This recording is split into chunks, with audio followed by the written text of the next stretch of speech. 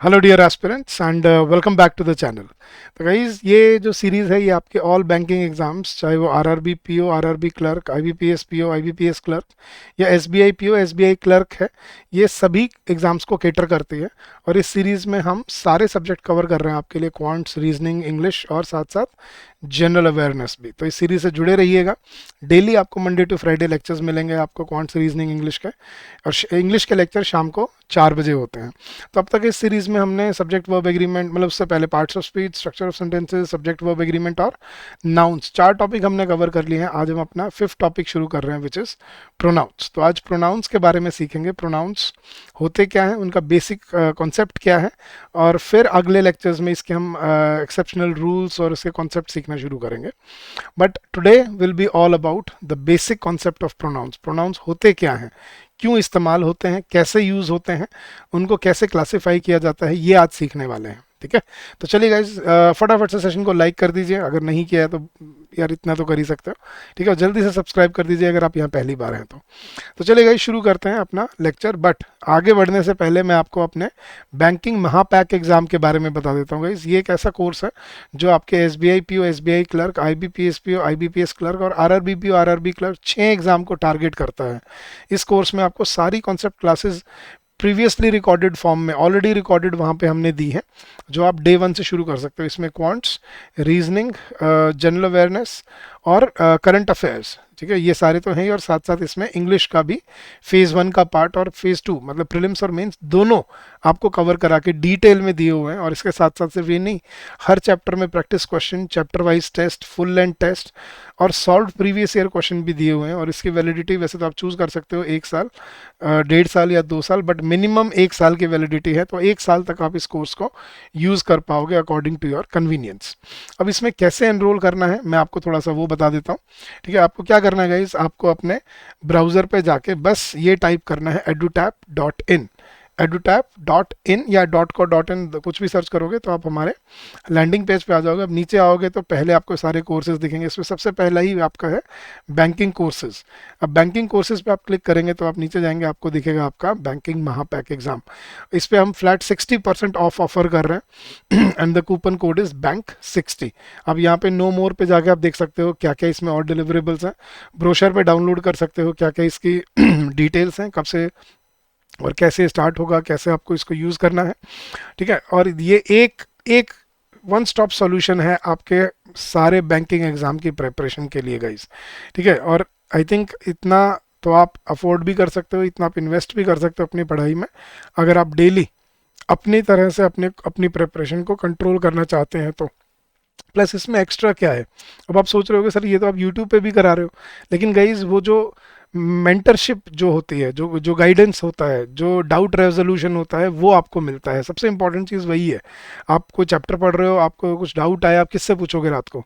AI तो आपको, AI का कंप्यूटर इंग्लिश या जिसको बोलते हैं अमेरिकन इंग्लिश या ब्रिटिश इंग्लिश में डिफ्रेंशिएट नहीं करता। वो आपको सही कॉन्सेप्ट क्लैरिटी नहीं दे पाएगा, वो सिर्फ आपको रूल समझा देगा लेकिन उसके पीछे का कॉन्सेप्ट नहीं बता पाएगा। ठीक है, तो ये कॉन्सेप्ट सीखना, फिर अपने डाउट्स हैं वो हमसे पूछना। चाहे आप डाउट रेजोल्यूशन जो 24 घंटे के अंदर, वैसे तो 8-10 घंटे में हो जाता है, लेकिन फिर भी अगर चाहे आप रात को लिखो डाउट, चाहे आप दिन में लिखो, विद इन 1 डे आपका डाउट रिजॉल्व हो जाता है। आपको हमसे बात करनी है तो आपकी क्वेरीज हमें भेज सकते हो आप, या हमसे 1-on-1 भी बात कर सकते हो हमारी स्ट्रेटजी कॉल पे। तो ये है आपसे जुड़ने का तरीका, how do you stay in touch with us. तो ये है इसकी क्रिटिकलिटी, और इसलिए ये कोर्स आपकी प्रिपरेशन के लिए बहुत ज़रूरी है। तो come join us and start your preparation and streamline your efforts into your journey. So we are offering you this course and we are offering flat 60% off on this. The coupon code is bank60. चलिए guys, ये तो था हमारे course के बारे में। अब शुरू करते हैं गाइज अपना टॉपिक, लेकिन उससे पहले जो मैंने आपको कल वाले लेक्चर में होमवर्क क्वेश्चन दिए थे, आई होप आप सबने वो कर लिए होंगे। नहीं किए हैं तो कर लीजिए पहले जाके, और फिर इनका सॉल्यूशन देखिएगा। ठीक है, तो जो कल मैंने लेक्चर लिया था उसके लास्ट में मैंने आपको क्वेश्चन दिए थे और मैंने कहा था कमेंट सेक्शन में आपने आंसर बताना, और बहुत बच्चों ने बताया भी। अब मैं इसका सॉल्यूशन बताता हूँ गाइज आपको। तो पहला क्वेश्चन है गाइज हमारे पास, order has been issued for his transfer to another district but he has not received them so far. मैंने आपको बताया था ऑर्डर होता है क्रम, ठीक है, सीक्वेंस, या जो कोई चीज़ आप परचेज करते हो, लेकिन ऊपर से जो ऑफिशियल इंस्ट्रक्शंस आती हैं वो ऑर्डर्स होती हैं, वो ऑर्डर नहीं होता, वो ऑर्डर्स होते हैं। तो यहाँ पे क्या आएगा, ऑर्डर हैज़ बीन की जगह orders have been issued for his transfer to another district but he has not received them so far. Second है guys, although she has studied English for almost a year, she is yet to learn the alphabets. Guys, alphabets कोई word नहीं होता, ठीक है, alphabets कुछ नहीं होता, alphabet होता है। क्या होता है alphabet? जो 26 आपके लेटर हैं उनके सेट को बोलते हैं अल्फ़ाबेट। जैसे वर्णमाला, वर्णमाला ही नहीं होती, वर्णमाला होती है हिंदी में भी, ऐसे ही इंग्लिश में भी अल्फ़ाबेट्स नहीं, क्या होता है, अल्फ़ाबेट होता है। तो it's not alphabets, it's alphabet. Letters होते हैं, देखो A B C D alphabet नहीं होते, A B C D letter होते हैं, ठीक है। 26 लेटर का जो कॉम्बिनेशन है, जो सेट है ना, उसको बोलते हैं अल्फ़ाबेट। तो अल्फ़ाबेट्स कोई वर्ड नहीं यूज़ होता। Third, there are 2 scores of books which are lying unused in the library. Guys ये याद रखना, एक बड़ा पिक्यूलियर सा वर्ड है स्कोर्स, ठीक है। जैसे हम ये कुछ ना नंबर को हम एक दे देते हैं, जैसे डजन कितना होता है, 12, ठीक है। फोर्टनाइट कितना होता है, 14 डेज। ऐसे ही याद रखना स्कोर कितना होता है, 20। तो ये मैंने आपको बताया था, किसी नंबर के बाद अगर आपको 2 या 2 से ज़्यादा नाउन मिलते हैं तो जो बीच वाला नाउन होता है ये हमें क्या रखना पड़ता है, सिंगुलर। और वैसे भी स्कोर को हम कभी प्लूरल नहीं बनाते, स्कोर इक्वल्स टू 20, याद रखना, ठीक है। और ये ज़्यादातर बुक्स के लिए यूज़ किया जाता है। जैसे हम बनाना, हम डजन किसके लिए यूज़ करते हैं, एग्स के लिए या बनानास के लिए। जैसे हम वैसे ही हम स्कोर यूज करते हैं बुक्स के लिए। तो there are 2 score of books आएगा, स्कोर्स ऑफ बुक्स नहीं आएगा यहाँ पे। Next, I haven't gone through the letter and so I am not aware of its content. Guys, content और कंटेंट्स ये 2 अलग अलग वर्ड होते हैं। कंटेंट मैंने आपको कल बताया था लेक्चर में, कंटेंट होता है सेटिस्फाइड और कंटेंट्स होते हैं इंग्रेडिएंट्स के, किसी भी चीज़ के अंदर जो भी है उसको बोलते हैं कंटेंट्स। आपने बुक के आगे देखा होगा गाइस, या तो बुक के जो शुरुआत में या तो इंडेक्स दिया होता है, या वहाँ पे जो चैप्टर के लिखे होते हैं, चैप्टर नेम और चैप्टर पेज लिखा होता है, उसके ऊपर कंटेंट्स लिखे होते हैं। कंटेंट्स का मतलब क्या होता है गाइस, कि इस बुक के अंदर क्या क्या चीज़ें मौजूद हैं, उसको कंटेंट्स बोला जाता है। जैसे हम क्या बोलते हैं कि अपना बैग खाली करो, तो please empty the contents of your bag. I haven't read the letter because and so I am not aware of the contents of the letter, मतलब अंदर क्या लिखा हुआ है। तो कंटेंट होता है guys satisfied, I am content with my job, I am content with my life. तो कंटेंट होता है सेटिस्फाइड और कंटेंट्स होते हैं आपके इंग्रेडिएंट्स, ठीक है। तो यहाँ पे कंटेंट नहीं, यहाँ पे क्या आएगा, कंटेंट्स आएगा। And last question guys, you should always be true to your words if you are to succeed in life. मैंने आपको बताया था वर्ड्स क्या होते हैं गाइस, शब्द, लेकिन जो जुबान होती है उसको हम वर्ड्स नहीं क्या बोलते हैं, word. I am giving you my word, he is a man of his word, you should be true to your word. मैंने एग्जाम्पल भी दिया था ये। तो you should always be true to your word if you are to succeed in life. तो words की जगह यहाँ पे क्या आएगा, वर्ड। तो गाइज ऐसे नाउन पे क्वेश्चन बन जाते हैं, कभी बनते हैं जब ना, और आपको इनको ध्यान रखना होता है कि किस वर्ड का क्या एग्जैक्ट मीनिंग होता है। So that is very important for your exam. चलिए गाइज, ये तो कुछ क्वेश्चन थे आपके प्रैक्टिस के लिए, लेकिन अब हम चलते हैं अपने next topic which is pronouns. ठीक है, तो प्रोनाउंस होते क्या हैं गाइज, इनको कैसे आपको सीखना है, क्या समझना है इनमें, वो सारे डिस्कस करेंगे। बेसिक कॉन्सेप्ट आज सीखेंगे। तो प्रोनाउंस को मैंने याद रखने की ट्रिक क्या बताई थी गाइज, प्रोनाउन क्या होता है, pro of noun, bro of noun, pronoun. ठीक है, नाउन का छोटा भाई, याद है अगर वो कहानी जो फर्स्ट डे हमने सुनी थी, तो नाउन के छोटा भाई को हम क्या बोलते हैं, प्रो नाउन।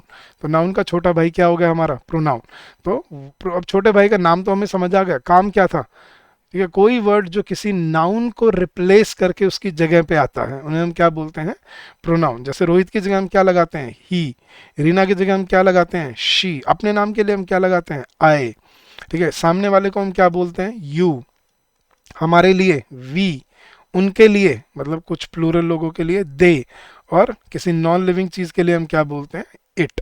तो ये सब एग्जांपल्स हैं किसके, प्रोनाउंस के, कि प्रोनाउंस होते क्या हैं और उनको कैसे वो यूज होते हैं, मतलब कौन सा किसके लिए यूज किया जाता है।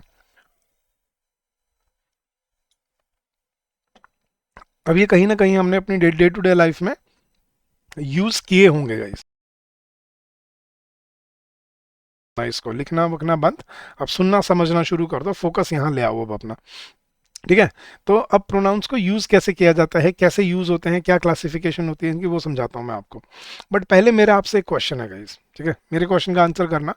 आई का मतलब क्या होता है गाइस, आई को क्या समझते हो आप, आई का क्या मतलब होता है। अब आधों के दिमाग में क्या आ रहा होगा, आई का मतलब होता है सर मैं। ठीक है, मान लिया, ठीक है, आई का मतलब मैं। अच्छा, मी का मतलब क्या होता है फिर, हाँ जी, मी का मतलब, मी मतलब मुझे। अब देखना गाइस, मी मुझे, मैंने, मुझको, मुझसे, ये सारे सारे मी होते हैं। This is done by me, मेरे द्वारा। ठीक है, you are talking to me, मुझसे। ठीक है, he is playing with me, मेरे साथ। तो मुझसे, मैंने, मुझको, ये सारे मी होता है। मैं हिंदी नहीं पूछ रहा था आपसे, आप मुझे हिंदी करके बताने लग गए। आई मतलब मैं, मी मतलब मुझे, मुझको। मैं आपसे पूछ रहा हूँ इनका मतलब क्या होता है, आप मुझे हिंदी समझा रहे हो। अब आपको यहीं से प्रॉब्लम समझ आएगी कि आई और मी के बीच का फर्क होता क्या है। गाइज आप यूज़ तो कर लेते हो, लेकिन एक्चुअली में आपको आज तक पता नहीं है कि आई और मी के बीच का डिफरेंस क्या है। लेकिन अब मैं आपको टेक्निकलिटी से सिखाऊंगा, समझना गाइज, ठीक है। हमने सब्जेक्ट वर्ब एग्रीमेंट में क्या सीखा था गाइज, एक सेंटेंस, स्ट्रक्चर ऑफ सेंटेंसेस में स्ट्रक्चर क्या होता है सेंटेंस का। ठीक है, Rohit is playing with Reena, पहले क्या आता है, सब्जेक्ट आता है, फिर क्या आती है, वर्ब आती है, और फिर क्या आता है, ऑब्जेक्ट आता है, याद है। तो हमने एक सेंटेंस लिया, Rohit is playing with Reena, और फिर मैंने इसी सेंटेंस को उल्टा कर दिया। मैंने बोला Reena is playing with Rohit. ध्यान से समझना जो मैं आपको कॉन्सेप्ट समझाने वाला हूँ। हाँ जी गाइज, रोहित इज, अच्छा just give me a second guys, मैं यहाँ पे विद लिखना भूल गया। Rohit is playing with Reena and Reena is playing with Rohit. हमने दो, मैंने आपको दो सेंटेंस दे दिए गाइज, ठीक है। अब थोड़ा कुछ एक ना चीज़ ऑब्जर्व करते हैं, ध्यान से सुनना, और फिर देखते हैं इसमें कैसे प्रोनाउन काम करते हैं। अब दोनों सेंटेंसेस में मुझे यहाँ पे आपको क्या करना था, प्रोनाउन यू रिप्लेस करके दिखाने थे। तो सवाल आता है अब कि सर यहाँ पे रोहित, अगर मान लो Rohit is playing with Reena, पहले सेंटेंस में मुझे रोहित की जगह कोई प्रोनाउन लगाना है, तो हम क्या लगाएंगे, Rohit is playing with Reena, या रोहित की जगह पे ही is playing with Reena, right. तो रोहित की जगह क्या आ जाएगा, ही इज प्लेइंग विद रीना। और मान लो इसी सेंटेंस में मुझे रीना की जगह पे प्रोनाउन लगाना है, तो हम क्या लगाएंगे, Rohit is playing with Reena, या Rohit is playing with Reena की जगह क्या आ सकता है, हर आ सकता है। तो he is playing with her, या Rohit is playing with her. समझ आ गया। तो रोहित, रोहित की जगह पे हमने क्या लगाया, ही, और रीना की जगह पे हमने क्या लगाया, हर। अब दूसरे सेंटेंस पे आ जाओ। मान लो इस सेंटेंस में Reena is playing with Rohit, मुझे इस सेंटेंस में रीना को रिप्लेस करना है, तो रीना की जगह मैं क्या लगाऊंगा, Reena is playing with Rohit, या she is playing with Rohit, right. तो रीना की जगह यहाँ क्या आ सकता है, शी आ सकता है। और मान लो इसी सेंटेंस में मुझे रोहित को रिप्लेस करना है, she is playing with Rohit, मतलब Reena is playing with Rohit, Rohit की जगह क्या आ सकता है, she is playing with he, या she is playing with him, मतलब Reena is playing with Rohit, या Reena is playing with him. तो रोहित की जगह यहाँ हिम आ सकता है। तो मेरा सवाल सुनना गाइस, मेरा क्वेश्चन अब ये था आपसे, देखना उसी रोहित के लिए, वही जो लड़का है रोहित, उसी रोहित के लिए आपने यहाँ पे क्या लगाया, ही लगाया। और उसी रोहित के लिए, वही लड़के के लिए, आप यहाँ पे रोहित के लिए आप क्या लगा रहे हो, हिम। ठीक है, अब दूसरा क्वेश्चन सुनना, रीना, उसी लड़की के लिए, रीना के लिए आपने इस सेंटेंस में लगाया था शी, जबकि ऊपर वाले सेंटेंस में उसी रीना के लिए आपने क्या लगाया था, हर। तो मेरा सवाल आपसे यही था सबसे पहला, कि उसी लड़के के लिए, उसी इंसान के लिए आपने यहाँ पे ही यूज़ किया, और आपने यहाँ पे हिम यूज़ किया। उसी लड़की के लिए, रीना के लिए, आपने यहाँ पे शी यूज़ किया, लेकिन यहाँ पे आपने हर यूज़ किया, ऐसा क्यों। ये है मेरा असली क्वेश्चन आपसे, क्यों किया आपने, वहाँ रोहित के लिए ही क्यों, यहाँ रोहित के लिए हिम क्यों, यहाँ रीना के लिए शी क्यों, वहाँ रीना के लिए हर क्यों। जवाब दे सकते हो, अगर दे सकते हो तो चैट बॉक्स में बता दो फटाफट से।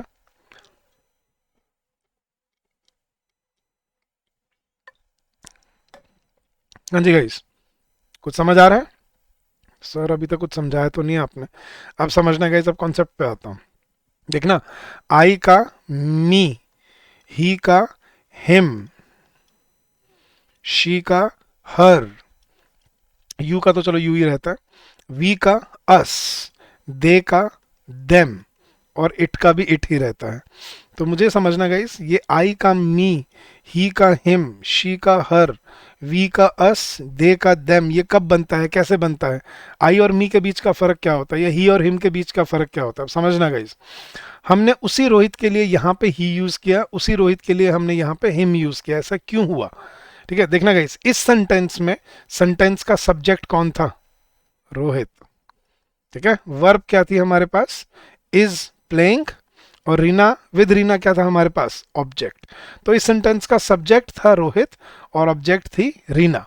अब दूसरे सेंटेंस पे आ जाओ, सेकंड सेंटेंस में, इस सेंटेंस का सब्जेक्ट कौन था गाइस, इस सेंटेंस का सब्जेक्ट थी रीना, वर्ब क्या थी यहाँ पे, इज प्लेइंग, और ऑब्जेक्ट क्या था यहाँ पे, रोहित। अब समझना गाइस। हाँ जी, जब अब ये ही और हिम में क्यों डिफरेंस क्यों आया, मैंने आपसे क्वेश्चन पूछा, उसी रोहित के लिए आपने यहाँ ही यूज किया, उसी रोहित के लिए आपने यहाँ हिम यूज किया, ऐसा क्यों किया आपने? ये इसलिए हुआ गाइस, क्योंकि यहाँ पे जो रोहित था ना वो सेंटेंस का सब्जेक्ट था, सेंटेंस का ऑनर था, कर्ता धर्ता, सबसे इंपॉर्टेंट जो बोलते हैं, मतलब मेन जो जिसके लिए सेंटेंस बनाया गया है, ऑनर है वो सेंटेंस का। तो यहाँ पे इस सेंटेंस में रोहित सेंटेंस का सब्जेक्ट था, तो सब्जेक्ट की जगह से जब हमने रोहित को रिप्लेस किया तो हमने क्या लगाया, ही। लेकिन इस सेंटेंस में रोहित सब्जेक्ट नहीं था गाइस, इस सेंटेंस का सेकंड सेंटेंस का सब्जेक्ट थी रीना, लेकिन इस सेंटेंस में रोहित क्या था, सेंटेंस का ऑब्जेक्ट था, मतलब एडिशनल इंफॉर्मेशन था। तो यहां से जब मुझे रोहित को रिप्लेस करना था तो मैंने क्या प्रोनाउन यूज किया, हिम यूज किया। तो मुझे एक चीज समझ आ रही है यहां से कि जब हम उसी नाउन को, उसी नाम को जब सब्जेक्ट की जगह से रिप्लेस करते हैं तो हम अलग तरह के प्रोनाउन यूज करते हैं, और जब उसी नाउन को हम ऑब्जेक्ट की जगह से रिप्लेस करते हैं तो हम अलग तरह के प्रोनाउन यूज करते हैं। सेम सेकंड सेंटेंस में देखना, यहां रीना के लिए जब रीना सब्जेक्ट थी तो रीना के लिए हमने क्या यूज किया था, she is playing with him. और जब यहाँ पहले सेंटेंस में रीना सेंटेंस की क्या थी, ऑब्जेक्ट थी, एडिशनल इंफॉर्मेशन थी, तो हमने रीना के लिए क्या यूज किया था, हर। तो यहां से हमें समझ आता है कि जब उसी नाउन को हमें सब्जेक्ट की जगह से रिप्लेस करना होता है तो हम अलग तरह के प्रोनाउन यूज करते हैं, और जब हम उसी नाउन को ऑब्जेक्ट की जगह से अगर रिप्लेस करते हैं तो हम अलग तरह के प्रोनाउन यूज करते हैं। तो यहां से हमें समझ आता है सेंटेंस में सब्जेक्ट और ऑब्जेक्ट का डिफरेंस। अब सवाल ये उठता है, सर ऐसा क्यों किया हमने, हम आगे भी रोहित के लिए ही लगा देते, पीछे भी ही लगा देते, क्या फर्क पड़ रहा था, रोहित तो रोहित ही रहता। हम रीना के लिए आगे भी शी लगा देते, रीना के लिए फर्स्ट सेंटेंस में पीछे भी शी लगा देते, क्या फर्क पड़ता। ऐसे क्यों किया हमने, शी की जगह हर और ही की जगह हिम। अब ये क्यों होता है गाइस, देखना, अगर हम दोनों जगह पे, मतलब जब रोहित सब्जेक्ट होता और रोहित ऑब्जेक्ट होता, हम दोनों जगह पे ही लगा देते, अगर अगर मैं बोल रहा हूं, अगर हम दोनों जगह पे एक ही प्रोनाउन यूज कर देते तो क्या आप सेंटेंस में सब्जेक्ट और ऑब्जेक्ट के बीच में फर्क कर पाते, क्या आप सब्जेक्ट और ऑब्जेक्ट के बीच में डिफ्रेंशिएट कर पाते कि ये सब्जेक्ट है सेंटेंस का और ये ऑब्जेक्ट है। दोनों जगह ही लगा हुआ है, फिर तो बराबर ही हो गए, फिर तो वो नहीं। यस, तो आप समझ आ रहा है आपको कि हाँ सर लॉजिक है कि कर्ता धर्ता को एडिशनल इंफॉर्मेशन से अलग करने के लिए, पढ़ने वाले को ये समझाने के लिए कि सेंटेंस का सब्जेक्ट ये है और ऑब्जेक्ट ये है, इसीलिए अलग अलग प्रोनाउन यूज किए जाते हैं। तो यहाँ से आपको प्रोनाउन की पहली जो क्लासिफिकेशन है वो समझ आती है कि प्रोनाउन को किस तरह से यूज किया जाता है। ठीक है, तो अब मैं आपको थोड़ा सा समझाता हूँ, थोड़ा सा मैंने कॉन्सेप्ट एक्सप्लेन कर दिया कि क्यों हम अलग अलग तरह के प्रोनाउन यूज करते हैं, क्योंकि उनकी पोजीशन अलग अलग होती है। जब वो सेंटेंस में सब्जेक्ट है तो वो अलग तरह का प्रोनाउन लेगा, और अगर वो सेंटेंस में ऑब्जेक्ट है तो वो अलग तरह का प्रोनाउन लेगा, जस्ट टू डेमोन्स्ट्रेट कि ये दोनों अलग अलग प्रोनाउंस हैं, ये अलग अलग, ये सब्जेक्ट है ये ऑब्जेक्ट है। तो यहां से आपकी पहली दो कैटेगरीज निकल के आती हैं गाइस। पहली कैटेगरी है आपकी सब्जेक्टिव प्रोनाउंस। अब मैं आपको एक्सप्लेन करता हूं, बट पहले एक बार मैं लिख दूं। सेकंड कैटेगरी है गाइस आपकी ऑब्जेक्टिव प्रोनाउंस। अब अगर आप किसी बुक में जाओगे ना गाइज, किसी बुक में देखोगे तो इनके बड़े अजीब से नाम दिए होते हैं। ठीक है, जैसे सब्जेक्टिव प्रोनाउन को वो बोलते हैं नॉमिनेटिव प्रोनाउंस, और ऑब्जेक्टिव प्रोनाउंस को वो बोलते हैं एक्यूजेटिव प्रोनाउंस, ये पता नहीं ऐसे कुछ बोल देते हैं। मेरे को ध्यान भी नहीं है, सच बता रहा हूँ, क्योंकि मुझे फ़र्क ही नहीं पड़ता यार क्या नाम रखा हुआ है, नाम थोड़ी पूछना है, आप वो नाम रखो जिससे आप याद रख पाओ। तो इनको सिंपल टर्म्स में एक और तरह से मैंने नाम दिया हुआ है जिससे आपको इनका नाम याद रह जाए, मतलब जिनका पर्पज़ याद रह जाए। सब्जेक्टिव प्रोनाउन, समझ आ रहा है, सब्जेक्ट, सब्जेक्टिव प्रोनाउन क्या होते हैं, जो सेंटेंस में सब्जेक्ट को रिप्लेस करने के लिए यूज किए जाते हैं। ठीक है, नाम से ही क्लियर हो रहा है। और ऑब्जेक्टिव प्रोनाउन देख रहे हो, ऑब्जेक्टिव प्रोनाउन क्या होते हैं, जो सेंटेंस में ऑब्जेक्ट्स को, मतलब जो एडिशनल इंफॉर्मेशन होती है एंड में जो आती है उसको रिप्लेस करने के लिए यूज होते हैं। तो सब्जेक्टिव प्रोनाउन जो सेंटेंस में सब्जेक्ट को रिप्लेस करने के लिए यूज होंगे, और ऑब्जेक्टिव प्रोनाउंस जो सेंटेंस में ऑब्जेक्ट्स को रिप्लेस करने के लिए यूज होते हैं, उनको हम क्या बोलते हैं गाइज, अपने ऑब्जेक्टिव प्रोनाउंस। ठीक है, अब मैं इनकी आपको वो बताता हूँ कि कोई किस पर्सन के लिए कौन से यूज किए जाते हैं। जैसे फर्स्ट पर्सन के लिए, खुद के लिए, हम अपने आप के लिए सब्जेक्ट जब हम होते हैं तो हम क्या यूज करते हैं, I am going, I am working, I am sleeping, I am tired, I am doing this, I am going there. और जब हम ऑब्जेक्ट है तो क्या क्या करते हैं, मी। जैसे I am playing football, football is played by me. ठीक है, तो जब मैं ऑब्जेक्ट हो जाऊंगा तो मैं अपने लिए क्या यूज करूंगा, मी, लेकिन जब मैं सब्जेक्ट हूं तो मैं अपने लिए क्या यूज करूंगा, आई। ठीक है, सेकंड पर्सन में देखना, वी, सेकंड पर्सन प्लूरल थे, वी का क्या हो जाता है, अस। ठीक है, दे, दे का क्या हो जाता है गाइस, देम। ठीक है, जैसे we are playing football, football is played by us, we are eating food, food is we are having lunch, lunch is being had by us. ठीक है, we are eating our food, the food is being eaten by us. They are playing cricket, cricket is being played by them. तो दे का objective क्या बन जाता है, them. फिर you का मैंने आपको बताया था, यू का यू ही रहता है गाइस, यू का ऑब्जेक्टिव भी यू ही होता है। जैसे you have done this work has been done by you, तो यू का सब्जेक्टिव भी यू होता है और ऑब्जेक्टिव भी यू ही रहता है। फिर आता है थर्ड पर्सन, ही का क्या बनता है, हिम। जैसे ही is playing football, football is played by him. She का क्या बनता है objective, she is driving a car is being driven by हर। ठीक है, तो she is driving a car and car is being driven by हर। ठीक है, तो शी का क्या बन जाता है, हर। और इट का मैंने आपको क्या बताया, इट का क्या रहता है, इट ही रहता है। ठीक है, जैसे मैं बोलता हूँ it is it's a new car, it is a new car, वो किसी ऑब्जेक्ट को बोल रहे हैं। लेकिन मैं बोलता हूँ the work is done bye it, मतलब या जैसे मैं बोलता हूँ कि दिस इज प्रिडिक्टेड बाय, या मैं बोलता हूँ the future is predicted by it. It मान लो मैं किसी कंप्यूटर का सॉफ्टवेयर को बोल रहा हूँ, तो इट ऑब्जेक्ट में भी आप इट को बोल सकते हो। तो ये होते हैं गाइस आपके सब्जेक्टिव और ऑब्जेक्टिव प्रोनाउंस। आई का मी, ही का हिम, शी का हर, वी का अस, दे का देम, और यू का यू ही रहता है और इट का इट ही रहता है। अब समझ आया आपको गाइस, ये आई का मी का फर्क क्या होता है। देखो आई और मी दोनों का मतलब होता है मैं, हिंदी में नहीं, मैं मतलब मैं अपने लिए यूज करता हूं। लेकिन फर्क क्या है आई और मी में, आई कब यूज होगा जब मैं सेंटेंस का सब्जेक्ट हूं, और मी कब यूज होगा जब मैं सेंटेंस का ऑब्जेक्ट हूं।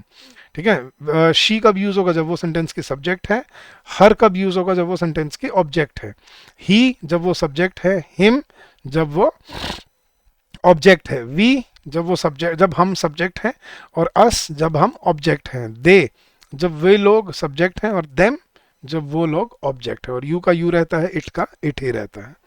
समझ आ रहेगा। तो आज के बाद आपको ये देख के डिसाइड करना पड़ेगा कि अगर वो सेंटेंस का सब्जेक्ट है तो हम क्या, कौन सा प्रोनाउन यूज करें उसके लिए, सब्जेक्टिव प्रोनाउन। और अगर वो सेंटेंस में ऑब्जेक्ट का काम कर रहा है तो हम कौन से प्रोनाउन यूज करें उसके लिए, ऑब्जेक्टिव प्रोनाउन। समझ आ रही है इस पहले ये दो कैटेगरीज। अब क्या सर यही दो कैटेगरी होती हैं बस प्रोनाउन की, नहीं गाइज, अब इसमें दो कैटेगरीज और आती हैं। देखना थर्ड कैटेगरी आती है गाइज, देखना आई, देखो मैं बोलता हूँ I am driving a car, the car is driven by me. तो I am driving a car या the car is driven by me, तो आई कब होगा जब मैं सब्जेक्ट हूँ और कार ऑब्जेक्ट है, और मी कब हुआ जब कार सब्जेक्ट है, the car is driven by me. ठीक है, और मैं क्या हूँ, ऑब्जेक्ट हूँ, एडिशनल इंफॉर्मेशन हूँ। ठीक है, तो मैं अपने के लिए क्या यूज करता हूँ, मी। लेकिन फिर एक और चीज भी तो होती है guys, I am driving a car, the car is driven by me. लेकिन अगर मैं बोलता हूँ दिस इज माई कार, अब माई का मतलब क्या होता है, ये मेरी गाड़ी है, तो मैं अपने नाम की जगह पे यहाँ क्या लगा रहा हूँ, माई। तो ये जो थर्ड कैटेगरी आती है इसको हम क्या बोलते हैं, पोजेसिव प्रोनाउंस। पोजेसिव का मतलब क्या होता है गाइस, पोजेशन दिखाना, जो आपको पोजेसिव दिखा मतलब पोजेशन दिखाते हैं, ऑनरशिप दिखाते हैं, या बिलोंगिंगनेस दिखाते हैं। पोजेशन मतलब ये इसका ऑनर कौन है, किसके पोजेशन में है, ऑनरशिप मतलब इसका ऑनर कौन है, और बिलोंगिंगनेस ये किससे बिलोंग करता है, रिलेट किससे करता है।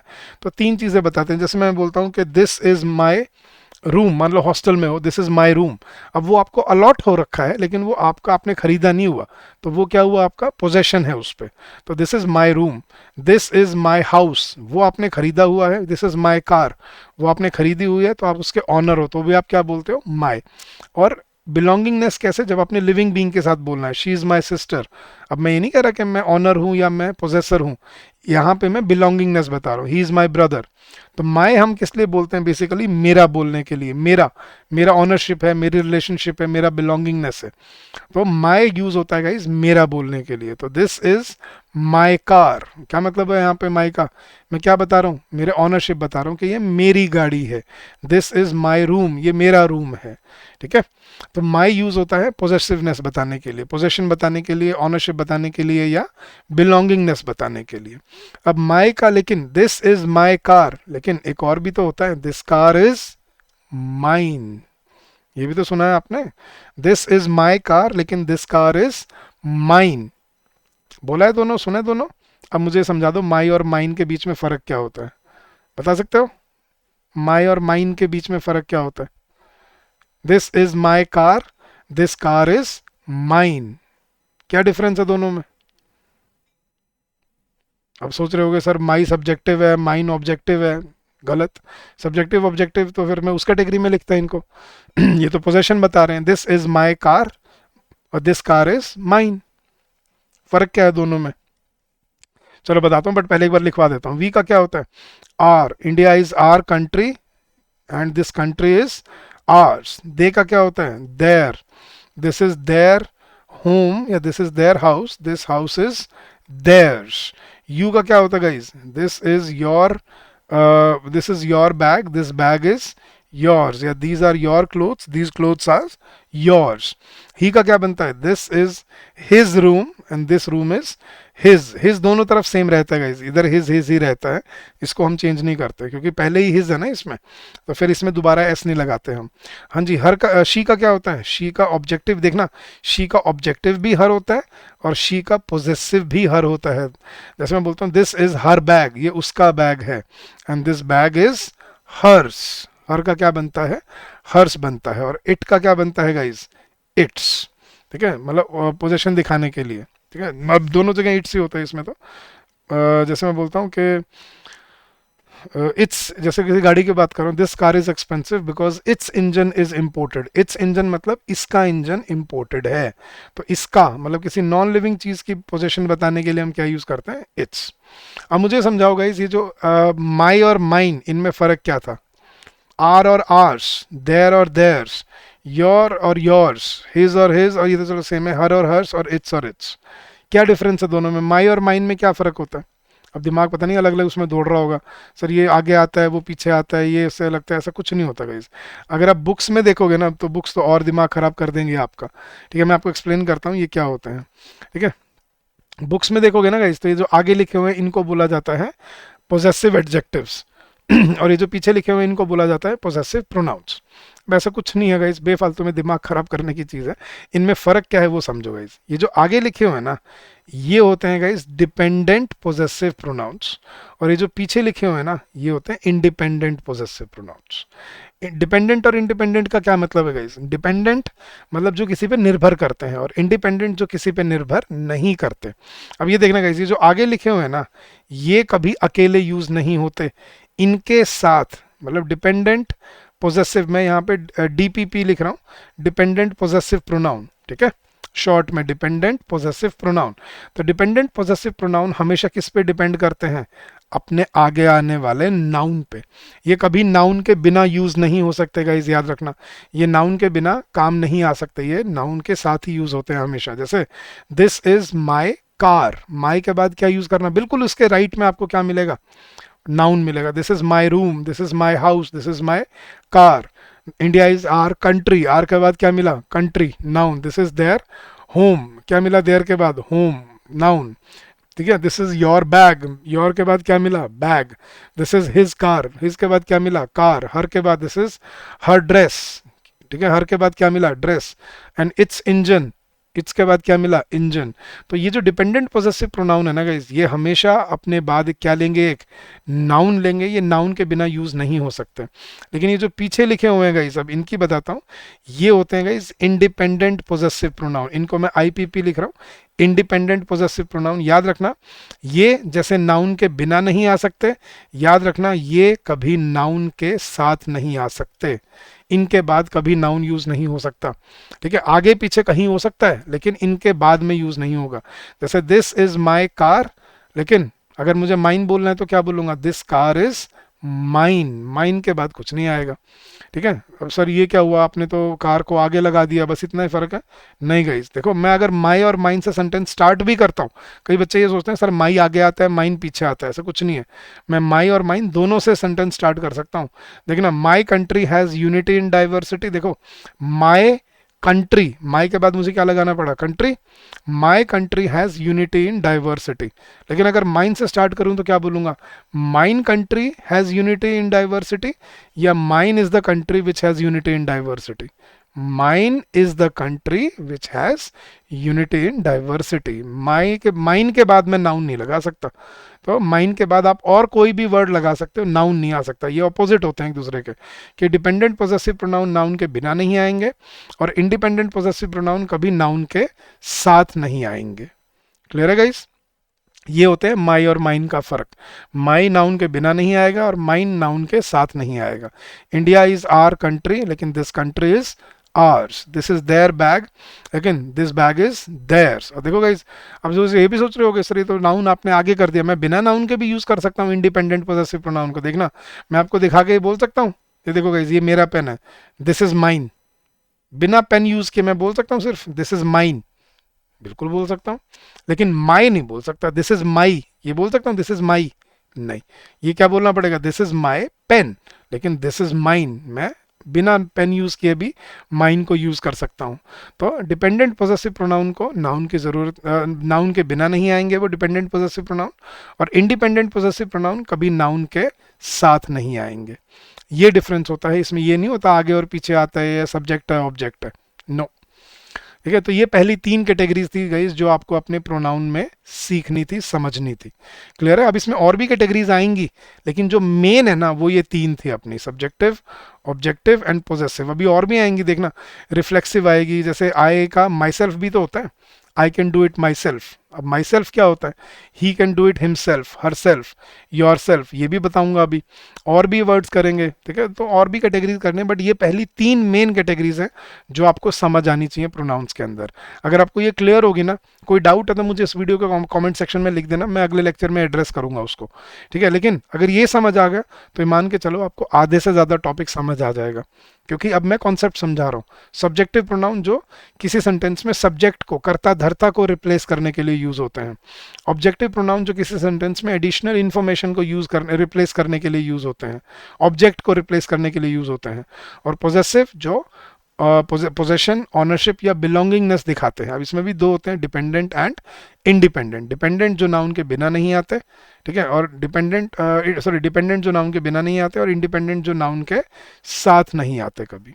ये 3 कैटेगरीज अगर आपको समझ आ जाएंगी, अब कल से जो मैं रूल कराना शुरू करूंगा, अब मैं देखना कॉन्सेप्ट का आप कितने अच्छे से समझ जाओगे। अगर ये क्लियर नहीं हुआ तो कॉन्सेप्ट भी आपको क्लियर नहीं होंगे, याद रखना। ठीक है, तो यही आपको, यही बुक में आपको चार्ट मिलता है, देख लो। मैंने जिसको सब्जेक्टिव प्रोनाउन बोला था उसको बुक में क्या बोलते हैं, नॉमिनेटिव, या ये देख लो वोकेटिव, कर लोगे याद, नॉमिनेटिव, वोकेटिव, आई डोंट, मतलब डजेंट मैटर क्या नाम है, याद क्या होना चाहिए, उनका यूज क्या है। जिसको हम ऑब्जेक्टिव, ये देख लो, इसको एक्यूजेटिव बोलते हैं या ऑब्जेक्टिव बोलते हैं। ये देख लो पोजेसिव, इसको एडजेक्टिव बोल रहे हैं आगे वालों को, पीछे वाले को प्रोनाउन बोल रहे हैं, जबकि होते दोनों ही प्रोनाउन है। रिफ्लेक्सिव, ये देख लो, आई का माई सेल्फ, ही का हिमसेल्फ, शी का हर सेल्फ, ये ऐसे होता है। तो आपको प्रोनाउन की पहली 3 कैटेगरी समझ आनी है, सब्जेक्टिव, ऑब्जेक्टिव और पोजेसिव। ये क्लियर हो गया? अब मैं आपको पूरा टॉपिक आराम से समझा पाऊंगा। इसके बाद हम कॉन्सेप्ट को आराम से कल शुरू करेंगे, और फिर मतलब नेक्स्ट वीक शुरू करेंगे, कल इन द सेंस कि अब तो मंडे को शुरू होगा, बट अब नेक्स्ट लेक्चर में हम इसके कॉन्सेप्ट सीखना शुरू करेंगे और देखेंगे कि कैसे ये फंक्शन करते हैं। ठीक है, चलेगा इस, तो वीकेंड पे ज़रूर रिवाइज कर लीजिएगा जो भी हमने पिछले 2 हफ्तों में कवर किया है। काफ़ी कुछ कवर किया है, और उसकी प्रैक्टिस भी करते रहिएगा साथ साथ, ताकि आपको कोई प्रॉब्लम ना आए। तो आज के टॉपिक में इतना ही, आज के सेशन में इतना ही। जाने से पहले फिर मैं आपको याद दिला देता हूँ अपने बैंकिंग एग्जाम महापैक के बारे में। जैसे मैं आपको यहाँ कॉन्सेप्ट सिखा रहा हूँ गाइस, इस कोर्स में मैंने इससे भी ज़्यादा डिटेल में जाके ये कॉन्सेप्ट्स को एक्सप्लेन किया है, और ये आप अपनी स्पीड से देख सकते हो, अपने टाइम के अकॉर्डिंग। आपको मेरी वीडियो की वेट नहीं करनी पड़ेगी यूट्यूब पे फिर। तो come join us in this course. इसमें आपको SBI PO, SBI clerk, IBPS PO, IBPS clerk, और RRB PO, RRB क्लर्क के सभी subjects, quants, reasoning, general awareness, current affairs और इंग्लिश, सारे सब्जेक्ट के आपको कॉन्सेप्ट क्लासेस रिकॉर्डेड मिलती हैं, चैप्टर वाइज टेस्ट मिलते हैं, फुल लेंथ टेस्ट मिलते हैं और सॉल्व प्रीवियस ईयर क्वेश्चंस भी मिलते हैं। साथ के साथ मेंटरशिप प्रोग्राम और गाइडेंस प्रोग्राम भी मिलता है। इसका लिंक आपको इस वीडियो के डिस्क्रिप्शन में भी मिल जाएगा, नहीं तो आप हमारे वेबसाइट www.edutap.in पे जाके भी आपको ये कोर्सेज दिख जाएंगे। तो come join us and start your preparation, ठीक है, with your speed and with a lot of motivation, with a lot of confidence and with the help of guidance and mentorship program. So we invite you to this course. Come join us and get benefited from it. So thank you so much for your receptiveness, for your patience. Guys, अपना feedback ज़रूर comment section में share किया करो, बताया करो कि session कैसे लगते हैं आपको, अच्छे लगते हैं, ठीक लगते हैं, बेकार लगते हैं, कुछ ऐड करना है, कुछ और जोड़ना घटाना है तो वो बताया करो। बताओगे तभी मुझे पता चलेगा कि आपके फीडबैक से क्या चल रहा है, ठीक चल रहा है, गलत चल रहा है, राइट। और अगर आपको कोई डाउट हो, you can always call us on this number which is 8146207241. So I wish you all the success in your endeavors ahead. Keep on working hard, keep on giving your best, and I'm sure you will come out with flying colors. So see you next week. Till then, bye bye, take care, good night.